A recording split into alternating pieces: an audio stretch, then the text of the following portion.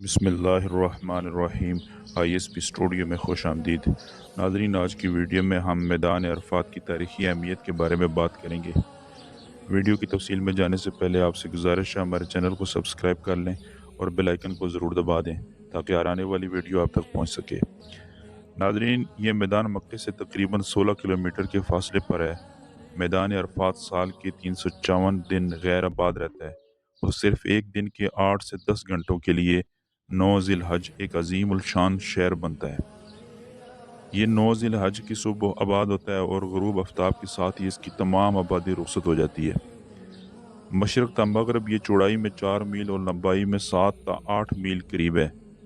ناظرین، مکہ سے آنے والے حاجی عازمین سے نکل کر ان ستونوں کے پاس سے گزرتے ہیں جو حرم کی حد بندی کرتے ہیں۔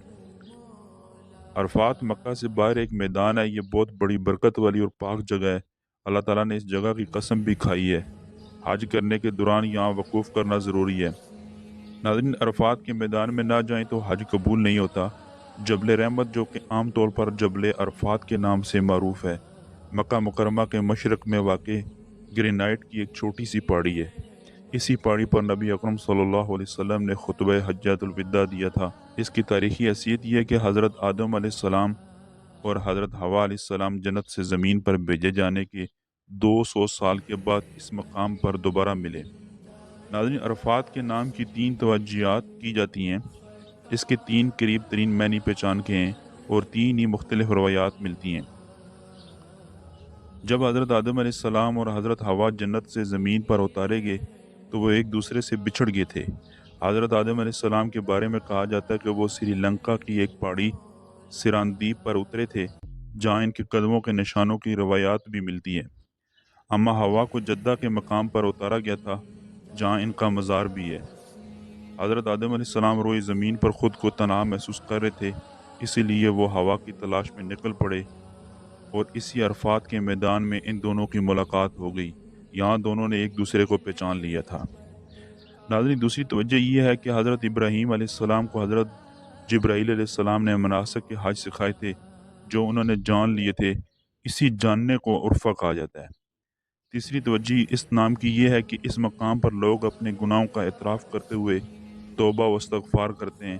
روز محشر یہیں حشر برپا ہوگا اور دنیا کے تمام لوگ اللہ کو پہچان لیں گے۔ اسی میدان کا ذکر قرآن کریم میں ہے۔ ارشاد باری تعالیٰ، جب تم عرفات سے لوٹو تو مشعر حرام کے پاس ذکر الہی کرو۔ ناظرین، علماء کرام اس آیت کی تفسیر بیان کرتے ہیں کہ 9 ذی الحج کو فجر کی نماز کی ادائیگی کے بعد سورج نکلنے کا انتظار کریں اور زوال آفتاب سے پہلے پہلے عرفات پہنچ جائیں تاکہ وقت وقوف ہو جائے۔ پھر جیسے ہی مغرب کا وقت شروع ہو، عرفات چھوڑ دیا جائے اور مزدلفہ میں 1 اذان اور 2 اقامت کے ساتھ پہلے مغرب کی نماز ادا کریں اور پھر دوسری اقامت کہہ کر عشاء کی نماز ادا کی جائے۔ وقوف عرفات حج کا رکن اعظم ہے۔ یہ وقوف خواہ 1 منٹ کا ہو، اس کی ادائیگی فرض ہے۔ حضور صلی اللہ علیہ وسلم کا فرمان ہے، وقوف عرفات ہی حج ہے۔ خاتم الانبیاء نے خطبہ حجۃ الوداع یہیں ارشاد فرمایا تھا اور اسی دوران آپ صلی اللہ علیہ وسلم پہ یہ قرآنی آیت نازل ہوئی تھی، آج کے دن ہم نے تمہارے لیے تمہارے دین کو کامل کر دیا اور تم پر اپنا انعام تمام کر دیا اور تمہارے لیے دین اسلام کو پسند کیا۔ ناظرین، یہاں مسلمانوں کو 3 خوشخبریاں سنائی گئیں: تکمیل دین، تکمیل قرآن اور اللہ تعالیٰ کا دین اسلام پسند کرنا۔ ان خوشخبریوں سے پہلے ہی مسلمان درج ذیل وجہ کی بنا پر سرشار تھے۔ صحابہ کے حضور صلی اللہ علیہ وسلم کے ساتھ حج کرنا، جمعہ کے دن حج ہونا اور عرفات کا میدان ہونا۔ اسی میدان میں ایک مشہور تاریخی پارٹ جبل رحمت ہے جہاں سرکار دو عالم صلی اللہ علیہ وسلم نے وہ تاریخی خطبہ ارشاد فرمایا تھا جسے سن کر صحابہ کو اندازہ ہو رہا تھا کہ شاید یہ آخری خطبہ ہو۔ آپ صلی اللہ علیہ وسلم بار بار فرما رہے تھے، مجھ سے مناسک کے حج سیکھ لو، شاید اس حج کے بعد میں کوئی اور حج نہ کر سکوں۔ ناظرین، ایک اور حدیث میں ہے کہ حضور صلی اللہ علیہ وسلم نے عرفہ کی شام کو میدان عرفات میں امت کی مغفرت کی دعا مانگی اور بڑی گریہ وزاری کی، جس کے جواب میں رحمت الہی جوش میں آئی اور ارشاد ہوا، میں نے تمہاری دعا قبول کر لی اور جو گناہ بندوں نے میرے کیے ہیں وہ معاف کر دیے، البتہ جو ظلم ایک نے دوسرے پر کیے ہیں ان کا بدلہ لیا جائے گا۔ ناظرین، مسجد نمرہ میں نبی کریم صلی اللہ علیہ وسلم نے عرفہ کے دن زور اور عصر نمازیں ملا کر پڑھی تھیں۔ حاج تمتمہ کے واجبات میں دوسرا واجب وقوف عرفات ہے جسے قربت اللہ اور خلوص نیت سے انجام دینا چاہیے۔ وقوف عرفات سے مراد یہ ہے کہ حاجی عرفات میں موجود ہوں۔ عرفہ کا دن اور عرفات کا میدان وہ بابرکت زمان اور مکان ہے جہاں اللہ تعالیٰ کی جانب سے ہمارے پیارے نبی صلی اللہ علیہ وسلم پر خوشخبری نازل ہوئی تھی کہ اسلام کا دین مکمل اور امت پر شریعت کی تکمیل کا عظیم نعمت پورا ہوا۔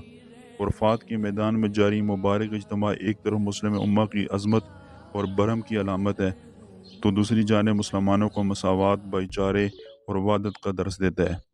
ناظرین، اللہ تعالیٰ سے دعا ہے کہ اللہ تعالیٰ تمام حاضمین کا حج اپنی بارگاہ اقدس میں قبول فرمائے اور تمام مسلمانوں پر اپنا خصوصی رحم و کرم فرمائے۔ اپنے اس چینل کو لائک اینڈ سبسکرائب کر دیں۔ Thank you very much. اللہ حافظ۔